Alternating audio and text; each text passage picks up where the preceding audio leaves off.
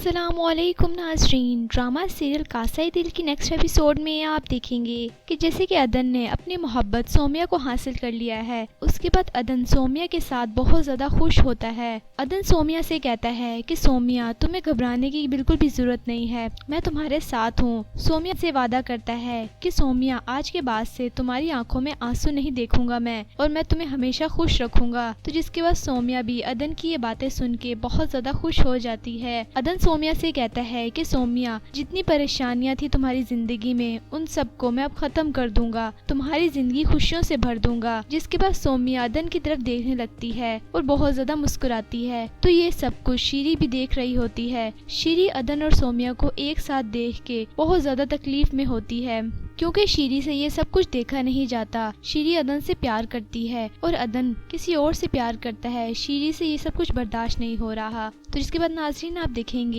कि अदन सोमिया को इतना प्यार देता है कि सोमिया भी अदन से प्यार करने लग जाती है, क्योंकि अदन सोमिया का बहुत ज्यादा ख्याल रखने लग गया है। जिसके बाद सोमिया अदन के साथ बहुत ज्यादा खुश होती है और अदन से वादा करती है कि मैं भी आपका साथ दूंगी। लेकिन शीरी से ये सब कुछ बर्दाश्त नहीं हो रहा। तो जिसके बाद नाज़रीन आप देखेंगे कि अदन ऑफिस जा रहा होता है। तो अदन सोमिया से कहता है कि सोमिया, इधर आओ, आज से तुमने मेरी हर चीज का ख्याल रखना है। तो सोमिया कहती है अदन से कि ठीक है अदन, जैसे आप कह रहे हैं मैं वैसे ही करूंगी, मैं अपना पूरा फर्ज निभाऊंगी। शीरी भी पीछे खड़ी हुई ये सब कुछ देख रही होती है। शीरी को बिल्कुल भी अच्छा नहीं लगता कि अदन सोमिया के साथ है। जिसके बाद अदन ऑफिस जा रहा होता है और सोमिया को प्यार करता है और सोमिया से कहता है कि सोमिया, अपना ख्याल रखना, कोई भी परेशानी हो तो मुझे कॉल कर देना, मैं फौरन आ जाऊंगा। जिसके बाद सोमिया अदन को देखती है और खुश हो जाती है। तो कहती है कि अदन आप जाएं और अपना काम करें ध्यान से। तो ये सब कुछ पीछे शीरी देख के बहुत ज्यादा तकलीफ में होती है।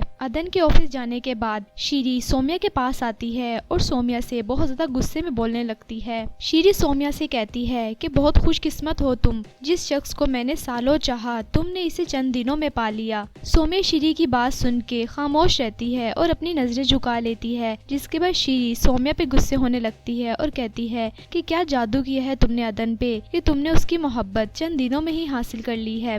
तो जबकि दूसरी तरफ नाज़रीन आप देखेंगे कि शीरी के घर वालों को ये सब कुछ जब पता चलता है तो शीरी के अब्बू और उसके भाई शीरी के घर आते हैं और अदन से बात करने लगते हैं। तो अदन उनसे कोई बात नहीं करता, अदन वहाँ से जाने लगता है। तो शीरी के वालिद कहते हैं कि अदन मेरी बात सुनो, तुम ऐसे कैसे कर सकते हो, हमारी बेटी के साथ नाइंसाफी। जिसके बाद शीरी अपने वालिद से कहती है कि अब्बू आप खामोश हो जाएं, ये हम दोनों का मामला है, हम दोनों इसे सॉल्व कर लेंगे। और सोमिया को इस घर में लाने का मैंने ही कहा था अदन से, आप अदन को कुछ ना कहें। शीरी के वालिद अदन पे गुस्सा होने लगते हैं और शीरी का भाई कहता है कि ऐसे कैसे हो सकता है, शीरी तुम डरो नहीं, हम तुम्हारे साथ हैं, अदन ऐसे कैसे कर सकता है। तो जिसके बाद शीरी उनसे कहती है कि प्लीज आप यहाँ से चले जाएं। अदन खामोश रहता है। शीरी के वालिद और भाई वहाँ से चले जाते हैं। तो जिसके बाद अदन शीरी को देखने लगता है। उसके बाद अदन वहाँ से चला जाता है। तो शीरी बहुत ज्यादा दुखी हो जाती है। शीरी ने ये सब कुछ इसलिए कहा क्योंकि शीरी अदन से बहुत ज्यादा प्यार करती है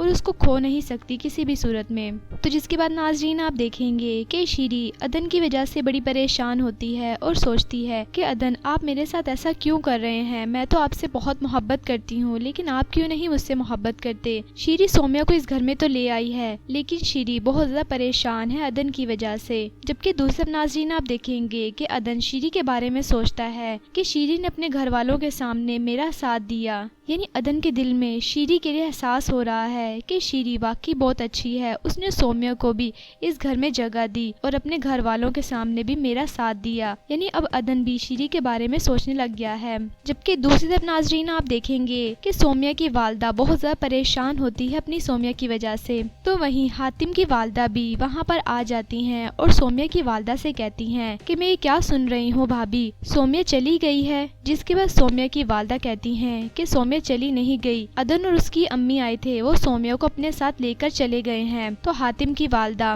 राहीला की तरफ देखने लगती हैं। उसके बाद हातिम की वालदा कहती हैं कि इस तरह रात की तारीखी में इस तरह होती हैं बेटियां रुखसत। जिसके बाद सोमिया की वालदा बहुत ज्यादा दुखी हो जाती हैं और कहती हैं औरों का तो नहीं पता मुझे, मगर शायद मेरी बेटी की किस्मत में इस तरह ही रुखसत होना लिखा था। जिसके बाद हातिम की वालदा राहीला की तरफ देखने लग जाती हैं। तो जिसके बाद सोमिया की वालदा बहुत ज़्यादा दुखी हो जाती हैं और रोने लग जाती हैं। तो हातिम की वालदा कहती हैं कि भाभी संभालें खुद को, अब तो सौम्या अपने घर की हो गई है, अब आपको क्या परेशानी है। यानी सौम्या की वालदा सौम्या की वजह से बड़ी परेशान होती हैं कि पता नहीं मेरी बेटी को वो मकाम मिलेगा कि नहीं। तो आपके ख्याल में क्या अदन सौम्या को वो मकाम दे पाएगा जो उस घर में शीरी का है। यानी अदन की वालदा शीरी को अपनी बहू तस्लीम करती हैं जबकि सौम्या को नहीं। अपनी कीमती राय का इज़हार कमेंट सेक्शन में कीजिए। वीडियो अच्छी लगी हो तो प्लीज़ लाइक करें और मेरा चैनल सुपर ड्रामा रिव्यू को आपने लाजमी सब्सक्राइब करना है और बेल आइकन को प्रेस करना है ताकि आपको हर नए आने वाले लेटेस्ट ड्रामा के रिव्यूज़ मिलते रहें।